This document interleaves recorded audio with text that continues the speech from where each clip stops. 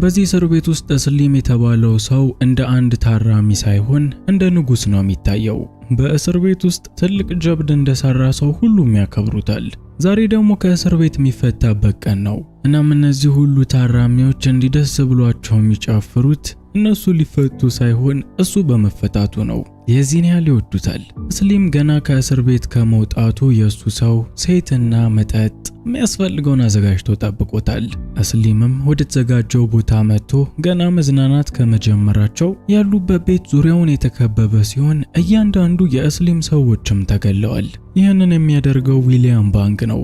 ጀግናውና በብዙዎች የሚከበረው ስሊምም በባንግ ፊት ትንሽ ሆኖ የታየ ሲሆን ሕይወቱን እንዲምርለትም ባንግን እየለመነው ነው። ሆኖም ባንግ እንዲህ አይነት ነገር አያውቅም። ግደል ከተባለ ግደለው። ይሄንን ቀጥ ያለ ትዕዛዝ የሚሰጠው አለቃው ደግሞ ቶኒ ይባላል። ቶኒ በጣም ብዙ ነፍሰ ገዳዮች በእጁ ላይ ቢኖሩትም የባንግን ያህል የሚወደውና ትልቅ ቦታ የሚሰጠው ሰው የለም። ለምን ካላችሁኝ ባንግ ማንንም ለመግደል ፍራቻ ስለሌለበት ነው። ምንም እንኳን የሚገደለው ሰው ያለበት ቦታ ለመግባት እንኳን ማይቻልበት ቢሆን ባንግ እንዴትም ብሎ ያደርገዋል። በዚህ ልክ ደግሞ ባንግ በቶኒ መወደዱ የቶኒ ልጅ የሆነው ጆኒን አናዶታል። እሱም ገና ልምድ እየቀሰመ ያለ ነፍሰ ገዳይ ቢሆንም እንደ ባንግ ያለ ትልቅ ነፍሰ ገዳይ ላይ ለመቅናት ግን ብዙም ጊዜ አልፈጀበትም። የዚህን ያህል ባንግን ካስተዋወቅኳችሁ አይበቃም? እስከዛሬ ብዙ ፊልም ላይ ምርጥ ነፍሰ ገዳይ ታችሁ ይሆናል። እመኑኝ ከዚህኛው ፊልም በኋላ ግን የእናንተ ምርጡ ባንግ እንደሚሆን እርግጠኛ ነኝ። ታዲያ ይሄንን ምርጥ ፊልም ከመጀመራችን በፊት ቪዲዮውን ላይክ፣ ቻናሉን ሰብስክራይብ በማድረግ እኔን ማገዙን ደግሞ እንዳትረሱ። ትዕይንቱ ሲቀየር ባንግ ወደ አንድ መጠጥ ቤት መጥቷል። እዚህም የመጣው ኤፕሪል የተባለች ፍቅረኛውን ለማግኘት ሲሆን ምንም እንኳን ስርዓት ባይኖራትም በፍቅር ግን ከዚች ሴት ጋር ነው ያለው። ከዚያ በተረፈ ባንግ ጌም ይጫወታል። እንደ ማንኛውም ሰው አሪፍ ቀን ያሳልፋል። ከዛ ደግሞ ተደውሎ ሲጠራ ወደ አለቃው ወደ ቶኒ ጋር ይሄዳል።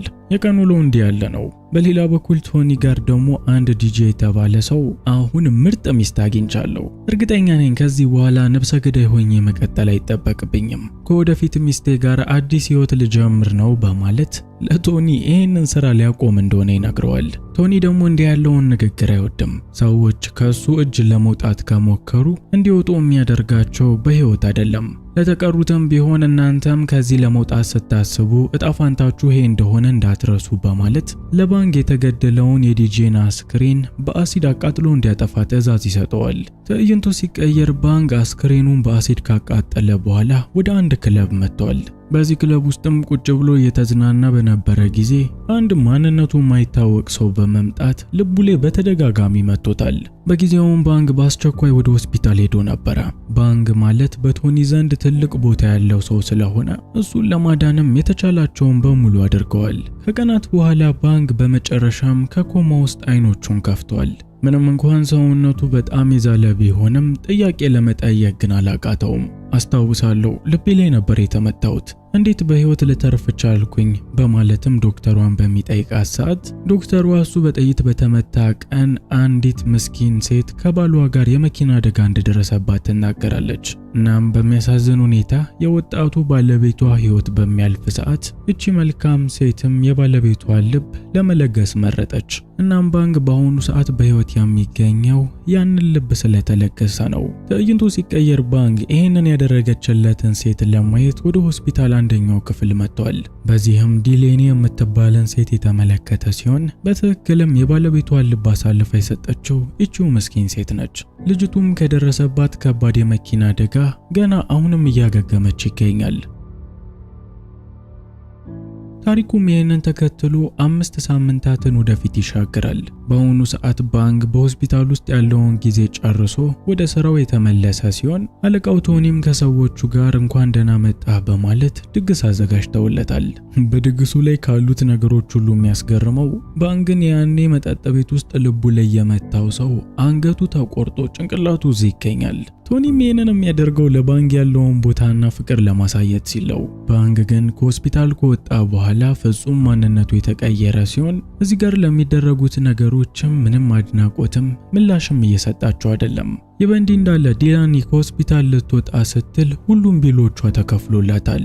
ለዶክተሩም ማን የከፈለልኝ ምንም ዘመድ የለኝም እያለች በምትጠይቀው ሰዓት ዶክተሩም ከፋዩ ማንነቱ እንዲታወቅ አይፈልግም፣ ብቻ ዝም ብለሽ ልጅሽንና ራስሽን ተንከባከቢ ሲል መልእክት አስቀምጦልሻል በማለት ለዲላኒ ይነግራታል።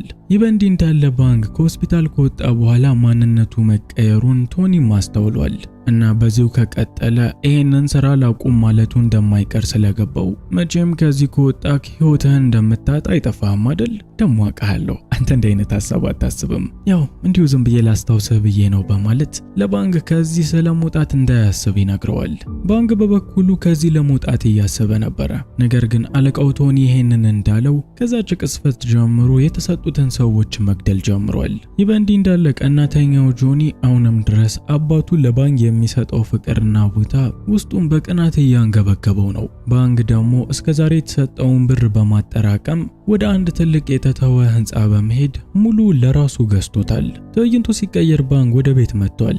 በጊዜውም ፍቅረኛ የሆነችው ኤፕሪል የሁሉ ጊዜ ጠፍቶ እንደነበርና ስለ ቀዶ ጥገናውም አንዳንድ ጥያቄዎችን ጠይቋለች። ባንግ ግን ምላሽ በመስጠት ፋንታ እጁ ላይ የነበረውን ገንዘብ ሰጥቷት ከዚህ እንድትሄድ ይነግራታል። ከዛም በኋላ ባንግ የራሱን ነገር ችላ በማለት ዲሌኒና ልጇን እየተከታተላቸው ሲሆን ውስጡም እሷን ቀርቦ ማውራት ፈልጓል። ግን እንዴት? ብቻ ያለው አማራጭ ከርቀት ዝም ብሎ አይኖቿን ማየት ስለነበር በሱፐርማርኬት ውስጥም እየተከታተለ በሚያያት ሰዓት ድንገት ሳያስቡት ሁለቱም ፊት ለፊት ይገናኛሉ። የዚህን ሰዓትም ባንግ የሞተው ባሏ ልብ እሱ ጋር እንደሚገኝ ይነግራታል። ይህንን የሰማችው ዲሌኒም በደስታ እዚሁ አካባቢ ወክ ለማድረግ ጠይቀዋለች። ይህንን የምታደርገው የባለቤቴ ልብ የሚገኘው ማን ጋር ነው፣ ምን አይነት ሰው ነው የሚለውን ለማወቅ ስትለው፣ በሌላ በኩል ባንግ ደግሞ ስለ ስራው በሚጠየቅ ሰዓት በአንድ ጥንታዊ ሱቅ ውስጥ እንደሚሰራና ከሞት ተርፎ ድጋሚ ህይወት በማግኘቱ ምክንያት ህይወቱን ለመቀየር እየጣረ እንደሆነ ነግሯታል። ይህንን የሰማችው ዲሌኒም የባለቤቷ ልብ የሚገኘው ጥሩ ሰው ጋር መሆኑን ስትመለከት ደስ ብሏታል። ምናልባት ህይወት ከፈቀደች ድጋሚ እንገናኛለን በማለትም በዕለቱ የነበራቸውን ቆይታ እዚህ ጋር ቋጭተውታል። ምንም እንኳን ባንግ ለሷ ሱቅ ውስጥ ነው የምሰራው ብሎ ቢዋሻትም ምን እንደሚሰራ እናውቃለን። ከሷ ጋር ከተለያየ በኋላ ወደ ቶኒ መጥቶ ራሱ በቁጥር ብዙ የሆኑ ሰዎች እንዲገል ትዕዛዝ ተሰጥቶታል። አለቃውንም አንድም ቀን አሳፍሮት የማያውቀው ባንግ እንዲገል የታዘዘውን ሰዎች በሙሉ ገሏቸዋል። በሌላ በኩል ቀናተኛው ጆኒ ባንግ ክፍያውን ሊቀበል በሚመጣ ሰዓት ሰሞኑን አዲስ ባህሪ ያየበት እንደሆነ ይናገራል። በምላሹም ባንግ ምንም አዲስ ነገር እንደሌለ ነግሮት ክፍያውን ተቀብሎ ይሄዳል። ትዕይንቱ ሲቀየር ቀናተኛው ጆኒ ወደ ፍቅረኛው ጋር በሚመጣ ሰዓት ሞሞ የተባለው እነሱ ጋር የሚሰራ አንድ ሰው ከቤቱ ሲወጣ ተመልክቶታል። እንዲሁ ስገምት ፍቅረኛው ራሱን አሟት ሊጸልይላት ምናምን መጥቶ ይሆን? ምናልባት ይኸውላችሁ ይሄ ነገር ከዚህ በፊትም አጋጥሞኛል። ቪዲዮን የሚያዩ ሰዎች ላይክም ሰብስክራይብም አያደርጉም፣ ኮሜንት አይጽፉም፣ ዝም ብሎ ነው በቃ የሚያዩኝ። ይሄ የሚሆነው ዩቲዩብ ቻናሉን ለማያውቁኝ ለማላቃቸው ሰዎች ሲያደርስ ነው። ከዛም ከሆነ ጊዜ በኋላ የድሮ ሰብስክራይበሮች የሚያውቁኝ ሰዎች ይሄ ሁሉ ጊዜ ጠፍተ ነው ብሎ ይመጣሉ። እናም እናንተ ማታውቁኝ ማላቃችሁ ሰዎች እባካችሁ አቤኔዘር ባላለው ቻናሉ ሁሉም ቲዩብ ነው፣ ላይክ ሰብስክራይብ አድርጉት፣ ቻናላችን ወደ ነበረበት እስኪመለስ። እሺ ወደ ጆኒ ጋር እንመለስ።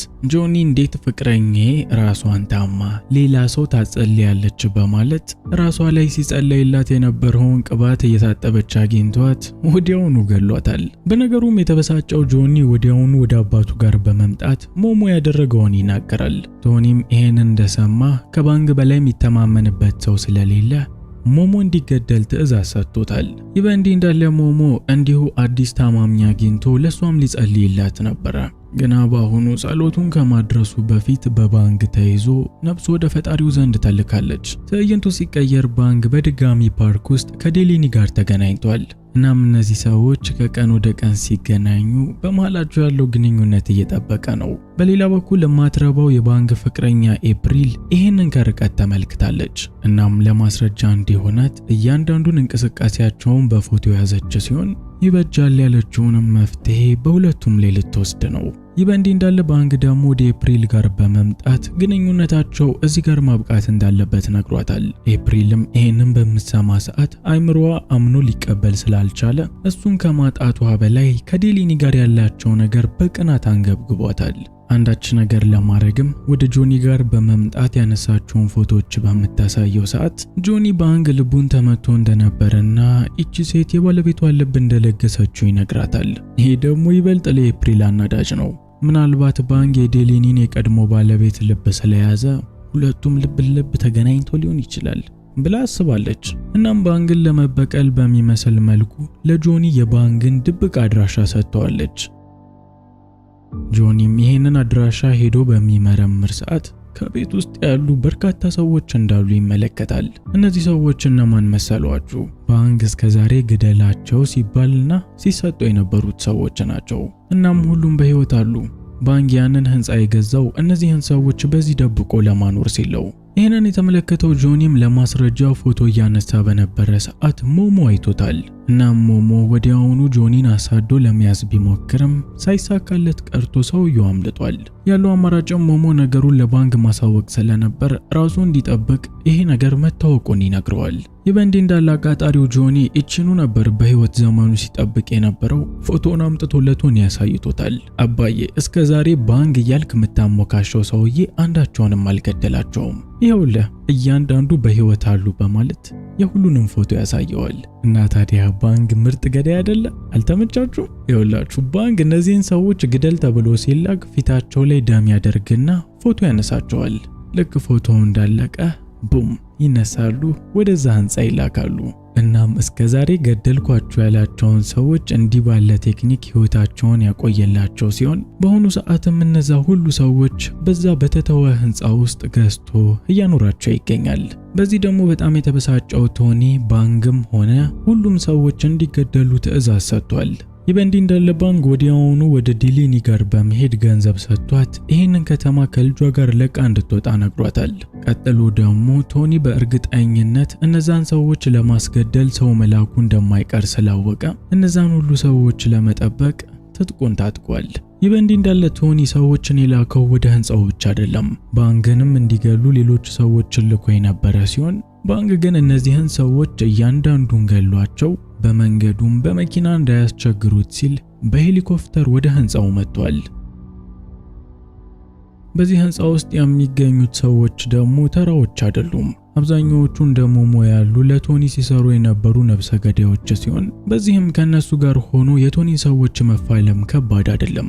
እናም ባንግ ከፊት ሆኖ ከፍ ያለውን ድርሻ ቢወስድም ሞሞና ሌሎቹ ሰዎች ግን ከጎኑ በመሆን ይህንን ዓላማቸውን ማሳካት ችለዋል። ብዙ ሰዓት ከቆየ ተኩስ ልውውጥ በኋላ በመጨረሻ ባንግና ቀናተኛው ጆኒ ፊት ለፊት ተገናኝተዋል። እንዲያው ዝም ብሎ ጆኒ ልቧን ያሳበጠው ቅናት ነው እንጂ ምንም ብቃት እንደሌላት ይታወቃል። ተንበርክኮም ባንግን ለህይወቱ ቢለምንም ባንግ ግን ምህረት እንደማይሰጠውና ለመጨረሻ ጊዜ ከአባቱ ቶኒ ጋር እንዲሰነባበት እንደሚፈቅድለት በመናገር ከአባቱ ጋር በቪዲዮ ኮል እንዲሰነባበት አድርጎታል። ከዛም ፒው እሱም ተገሏል። ቀጥሎም ባንግ በስልክ ለቶኒ ተረኛው እሱ እንደሆነ ይነግረዋል። የዚህን ሰዓትም ቶኒ በቪዲዮ ኮል ዴሊኒና ልጇ በሱ እጅ እንደሚገኙ በማሳየት አርፎ ማይቀመጥ ከሆነ ሁለቱንም እንደሚገላቸው ዝቷል። ባንግ ግን ይሄንን ሲሰማ በፍራቻ ለነሱ ሲል ወደ ኋላ አላፈገፈገም። ይልቁንም ሞሞና ሌሎች አሪፍ የሚላቸውን ሰዎች በመያዝ የቶኒ መኖሪያ ቤት መጥቷል። እነ ባንግም ወደ ቦታው ላይ ከመጡ በኋላ የቶኒ ሰዎችም ተዘጋጅተው እየጠበቋቸው ስለነበር በሁለቱ ቡድኖች መካከል ኃይለኛ የተኩስ ልውውጥ ሲደረግ ነበር። በሌላ በኩል እነ ሞሞም እጅ በእጅ ከጥበቃዎች ጋር እየተፋለሙ የሚገኝ ሲሆን ባንግ ደግሞ ትንሿን የዴሊን ልጅ አግኝቷታል። በጊዜው ባንግ ወደ ክፍሉ በሚገባ ሰዓት እማትረባው ኤፕሪል ከኋላ ወግታው ነበር። ግን ሆዱን ከሞጋቷ በፊት ቢላውን በሚነጥቃት ሰዓት በፍራቻ ክፍሉ ለቃ ሄዳለች። ይህ በእንዲህ እንዳለ ሼባው ቶኒም ከተደበቀበት ወጥቷል። ባንግ ላይም ባደረገው ነገር እንደተናደደበት ተናግሮ በመጥረቢያ ሊመታው በሚነሳ ሰዓት ባንግ በአንድ ጥይት ገላግሎታል። ይህ በእንዲህ እንዳለ እነ ሞሞ ዴሊኒን ታስራ ከነበረችበት መኪና ውስጥ ፈተዋታል። ዴሊኒም ለልጇ ተጨንቃ እየሮጠች በምትመጣ ሰዓት የኛ ጀግና ባንግ ትንሿን ልጅ ይዟት ከቤት ውስጥ እየወጣ ነው።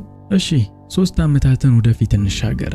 ባንግ ዲሌኒና ትንሿ ልጅ ጸጥ ባለ ባህር ዳርቻ ላይ እየኖሩ ነው። ትንሿ ልጅም አድጋለች። ያኔ በህይወታቸው ውስጥ የነበረው ብጥብጥ የአንድ ጊዜ አጋጣሚ ሆኖ አልፏል። በአሁኑ ሰዓት የራሳቸውን ቢዝነስ እየሰሩ ሰላማዊ ህይወት እየኖሩ ነው። እና ምን ልላችሁ ነው፣ አንዳንዴ እንደ ዲሌኒ አይነት ሰው ለማግኘት ምናልባት ልባችሁን መመታት ሊጠበቅባችሁ ይችላል። ምናልባት